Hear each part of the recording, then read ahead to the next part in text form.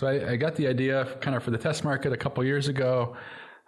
With my programming background, I started working on it in my spare time and eventually ended up approaching some friends and family about the idea, and they really liked it. So I got some investment that way and was able to quit my day job, move to Louisville, and kind of pursue this full time. Awesome Inc. presents the Kentucky Entrepreneur Hall of Fame, a show that highlights how people throughout the Commonwealth of Kentucky pursue their definition of awesome through entrepreneurship, technology, and innovation.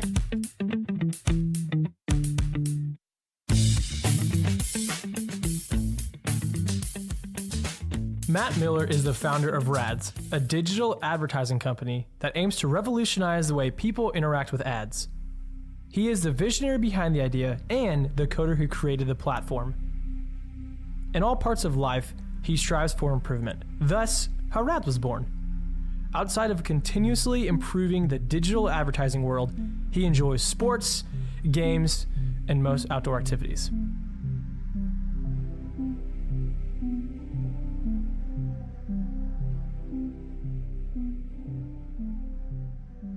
Hey everybody, Keith McMunn here, the director of the fellowship program operated through Awesome Inc. With lots of support from the Entrepreneur Hall of Fame and its members and other stakeholders around Kentucky. I'm sitting here both with, you know our friend Garrett Farbach.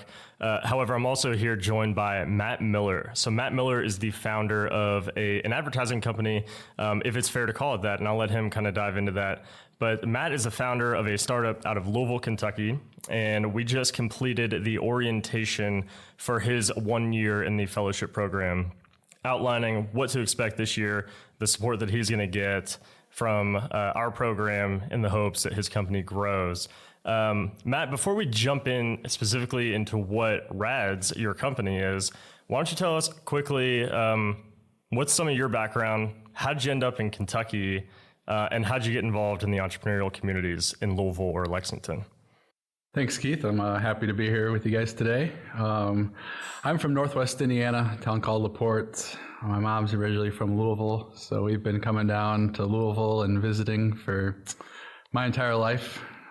So when I got the idea for RAADZ, I was looking for a little bigger city to kind of launch an advertising platform and test market.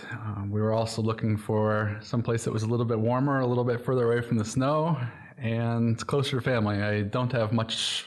Actually, there's no family at all left in LaPorte, where when I was growing up, we had a lot of family there. So it's a lot of people around Louisville now, so that's kind of what brought us. Nothing left for you in LaPorte. I have some friends there, lots of friends in LaPorte still. Yeah, so if they're listening, they're no longer offended. Right, so they're not offended anymore. But yeah, all my families, most of my family's in or around Louisville, so that made some sense. The first year we moved, that winter, LaPorte got I think about 140 to 150 inches of snow.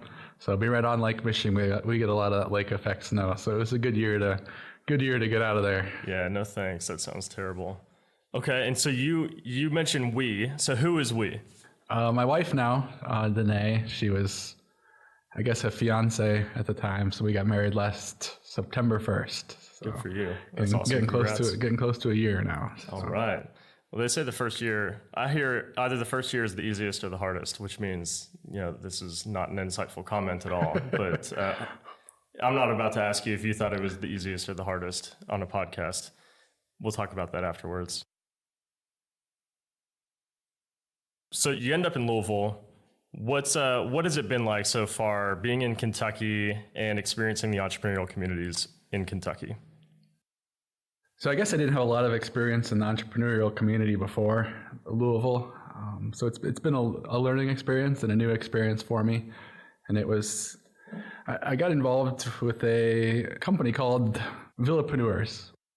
So Matt, we're super pumped to have you in today, and we're looking forward to your next year in the fellowship with us. So why don't you go ahead and tell everyone what RAADZ is and what's the story behind your company, because we all want to know what that is. So RAADZ is a new digital advertising platform that also serves as a test market for ads. If a company wants to A/B test ads or test different target audiences, they're able to do that on RAADZ. So I got the idea kind of for the test market a couple years ago.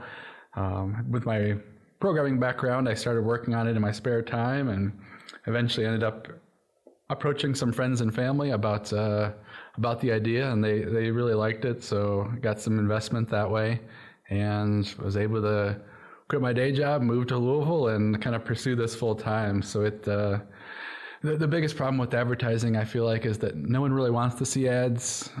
They're annoyed by ads.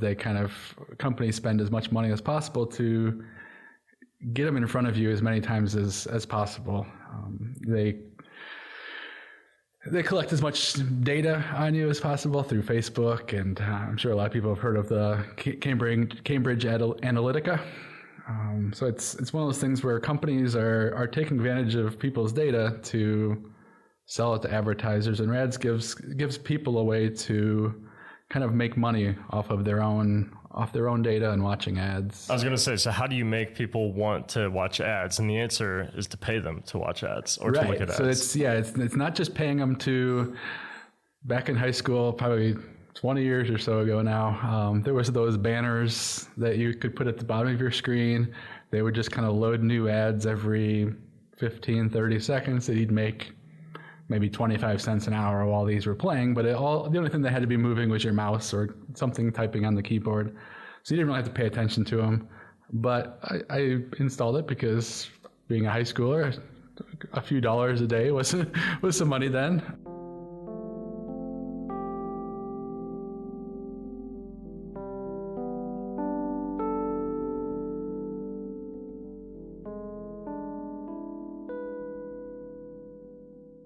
So RAADZ functions a little bit different. It encourages people to pay attention to ads because you don't just get paid for watching it. You'll answer 4 questions that the advertiser selects, and your goal is to be kind of as close to the average answer as possible. So if you can kind of accurately predict what the other people will think and what the average scores are going to be based on your standing, you'll earn money. And it encourages people to pay attention and to put thought into their responses. So in terms of the other advertising platforms out there, you're getting a viewer that's going to actually watch it and kind of want to pay attention. Yeah, I like hearing that. So as you guys, go about revolutionizing advertising, how do you go about working with companies or partnering with them to get their advertisements on RAADZ? So I've been reaching out to local marketing agencies first. I think it's a good platform that they can use to go to their clients to provide extra value. So they can give qualitative feedback about the ads they're creating to their customers. And instead of just saying, we made this ad for you, it's good, they can give them actual numbers in terms of if they're going for something that's funny, if they're going for something that's attention grabbing. Instead of just saying this one seems pretty good, they can give them actual real feedback. That's cool to know. So how did you actually go about creating this platform? I know for us, you told us you have a background with back-end design and like web development. So did you do this yourself? Did you have a team? What was the process with all of that? So yeah, I started working on this kind of in my spare time, a few hours every night after work. Got kind of a very, very rough prototype up that I was kind of starting to show off. And yeah, then when I started doing this full time, I have done all the coding myself. I'm more of a back-end developer, so the front end's been kind of more of a struggle, but it's looking better over the last 6 months, and hopefully we'll get some more help with that as we go forward. But yeah, it's kind of something I love to do in terms of programming and coding. It's kind of one of my hobbies, so it's been a fun process. So Matt, in what ways has RAADZ evolved over time? So I imagine you set out with one idea, maybe you talked to some of your potential customers, and then by talking to them, you learned that maybe it should evolve. In what ways maybe has that happened? So yeah, from when I first started working on it, it's evolved a lot. Talking to my friends and family, they were potential investors. They had ideas that kind of made it better. And then talking to clients, based on kind of what they wanted to see, we were able to implement that. Since I did all the programming, it was something I could go in and change pretty quickly to kind of provide more value for the customers. And going forward, I expect it to continue to evolve and provide more and more value for what people are looking for. That's great to know. So for as long as you've been around, what is a success that has been very pivotal for RAADZ, and maybe what is a failure that has taught you more than you would have thought it would? So I guess the biggest failure at this point in an early company is the amount of time it's taken. And I've heard this before, and it's one of those things where a startup's going to take twice as long and cost twice as much as you expect it to, and that's kind of held true. So I wouldn't call that necessarily a failure because we're still moving forward, but that's been one of the biggest obstacles I've had to overcome. So Matt, you've mentioned that RAADZ is really one of your first entrepreneurial endeavors. So pretty new entrepreneur yourself. Maybe what advice would you give to new entrepreneurs, or maybe better yet, what would you tell yourself 2 years ago? So I guess it's one of those things where do something that you really enjoy. I'm a big fan of coding and programming, and getting to do that kind of every day for a year plus, kind of developing this was very enjoyable. The other thing that is, I guess, not a positive is that being a founder is a lonely process. You're going to go through lots of struggles. It's never going to go kind of as easy as you expect or easy as you hope. But just to kind of keep your sights set on kind of the light at the end of the tunnel and kind of enjoy the positives as you go along. Matt, true or false? When you love what you do, you never work a day in your life. I'll have to go with false, but it makes work a little bit more enjoyable. Man, I couldn't agree more. And for those of you who are listening that tell people that, quit it, because it's not true. So Matt, what is one thing that has shockingly surprised you about having a company that you would have never expected? Or better yet, what is something that still trumps you today when you think about, I cannot believe I went through this, or that this happened to me when starting my journey with RAADZ? I guess the biggest kind of surprise for me is I started a digital advertising marketing platform without really any background in marketing or advertising myself. I've done kind of some Facebook ads, Google ads, LinkedIn ads for other stuff in the past, and thought that it really needed improvement. And I didn't think that I would be the one to create a platform that you can advertise where people are going to pay attention. But so that's kind of one of the surprising things. Matt, for RAADZ in your company, what does success look like in your eyes? How would you define success as being an entrepreneur who owns their own company? So I guess my goal for RAADZ to be successful is to give companies a way to advertise to a viewer that's going to pay attention to their ads, someone that wants to see their ads, someone that's going to remember their name without getting their ad in front of a person 15, 20 times. I want them to do it kind of for as affordable as possible. So if they see your ad 2 or 3 times, they're paying attention, they're going to remember it. And for the user side of it, I kind of want to create a platform where people can make money in their spare time, where it's easy. They don't have to go driving around in their car. They can do it sitting on their couch from their phone and earn money. Okay, well, this is all fun and games. Garrett, thanks for hosting us and putting this together. Matt, thanks for being here. We're excited about you being part of the fellowship program. We want you to be really excited about your progress a year from now.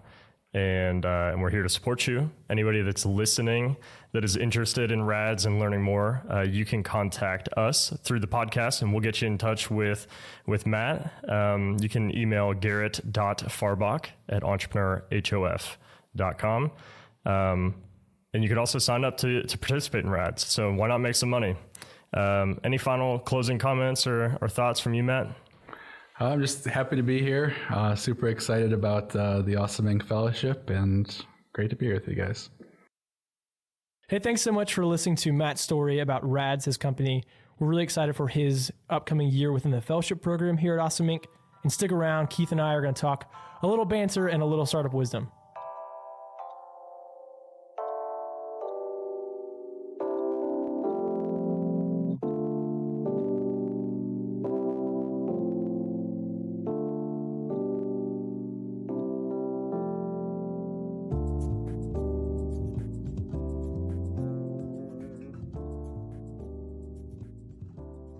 Keith, that was a fun time having Matt from RAADZ.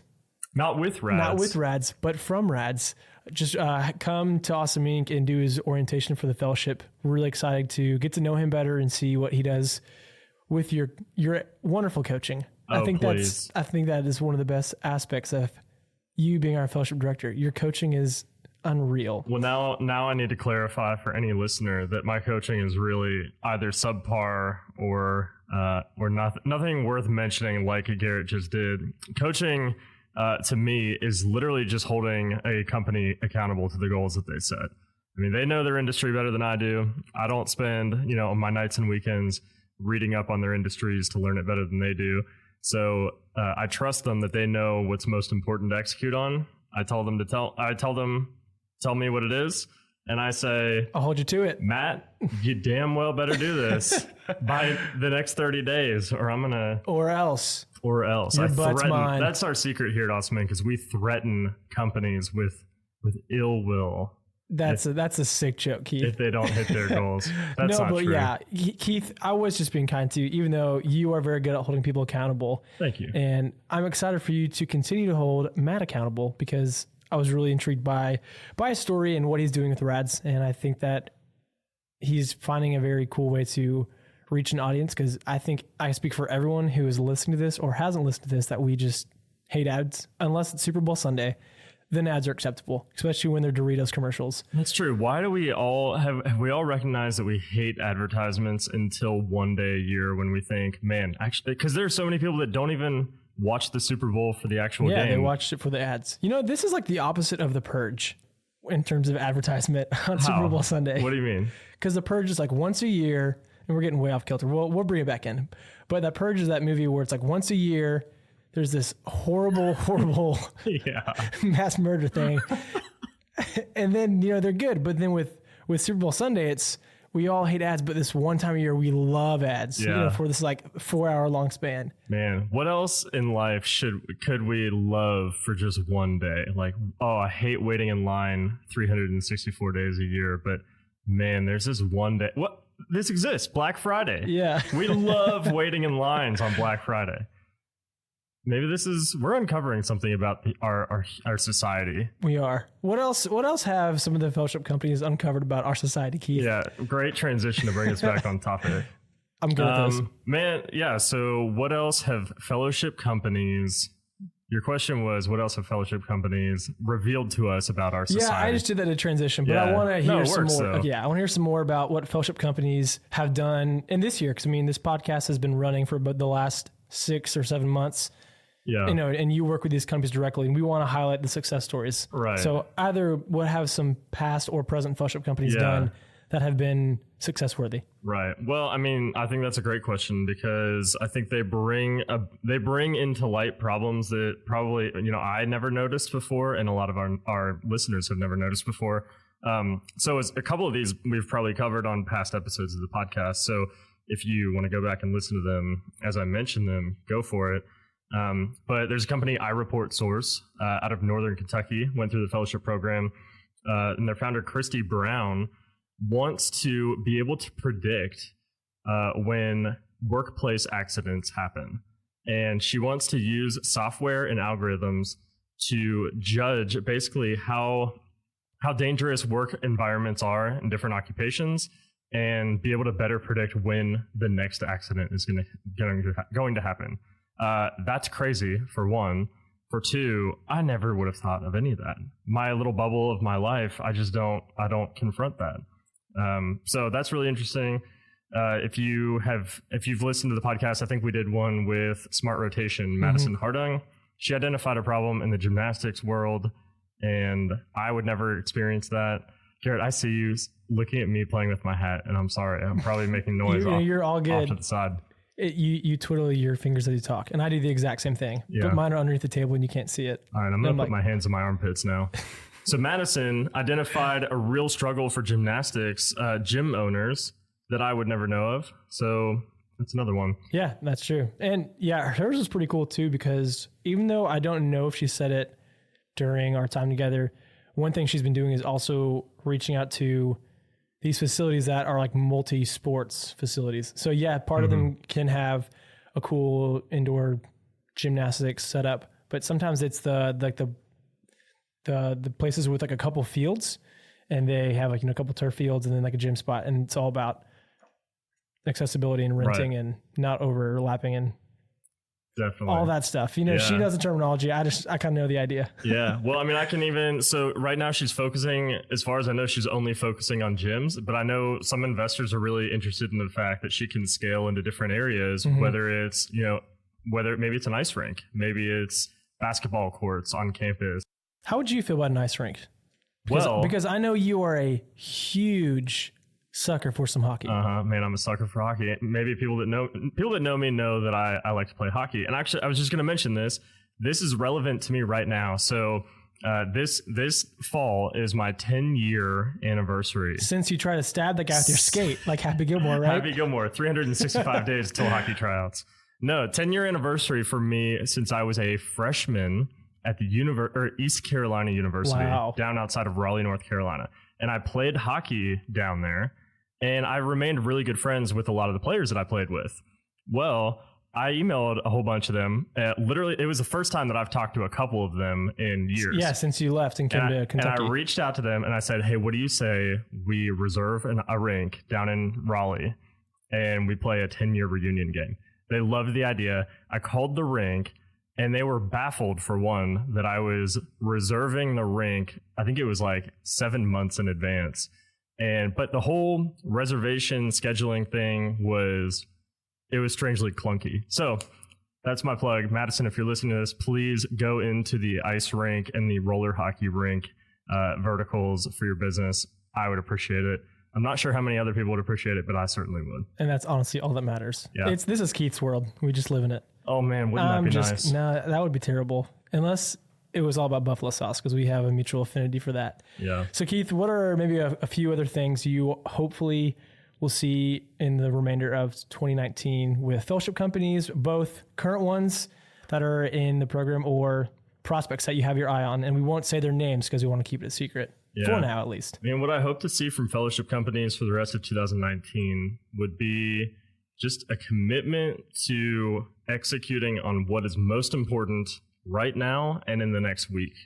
Take it week by week. Well, I mean, really, actually, in the fellowship, we take it kind of 30 days at a time. We say anything beyond 30 days, with few exceptions, but most of the time, these next 30 days are that's the critical sprint. So don't worry about 60 days, worry about 30 days. So I think as long as companies remember that and execute on that kind of mentality and that methodology, I think that they're going to grow a whole bunch. I want them to take advantage of the resources that we allocate to them in our fellowship program, including design, development, video, accountability, mentors, mentor sessions, you bet, like all of it. Yeah, all the stuff that can be included within the world. Yeah, that's good to hear. And I think one of the best things is it's always evident when you are excited about what companies are doing, because they are oftentimes getting back to you with feedback you haven't thought of to ask them, or they're getting back early, which is always a good sign. Right. Yeah. So we're excited to have Matt with RAADZ in our program. And I think it's important to note that there are a few things about RAADZ that I'm not personally convinced of, but that doesn't quite matter. I mean, if Keith McMunn has to be totally convinced of a company in every area before they are welcomed in the fellowship program, that's a significant issue. Because first of all, I'm not that intelligent, but I'm also not their CEO, and I'm not the industry expert either. So with that said, I do believe in Matt. However, what's important is to believe into the founder. And man, I'm impressed by Matt a whole bunch. Came to Louisville from Indiana. In search of a better place. I think he came from Hawkins, actually, which... I don't think it was Hawkins. It was a joke on a really popular show on Netflix. Oh, man. That's weirder things. Such a bad joke. So you have to watch Stranger Things to know them.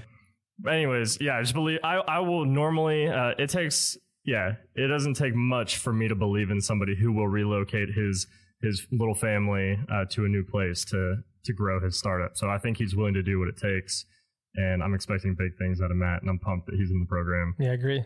Yeah. Hey, Keith, last thing before we sign off and we go home our separate ways. So you mentioned it briefly about Matt focusing, on his priority for the next 30 days. So one thing we say around here is focus on the hot dog. For those who are listening to this that maybe have an idea and maybe want to start a company, can you sum that up pretty quickly so they can get an idea of what we see is important and what you try to relate to these companies you assist, how they do the same thing? Definitely. Oh man, this is such an important lesson. So this is a blog post. This started as a blog post. In what, 2008? The early, 2009? yeah, maybe the first year or certainly the early years of Awesome Inc. One of the founders here at Awesome Inc. wrote a blog post about focusing on the hot dog.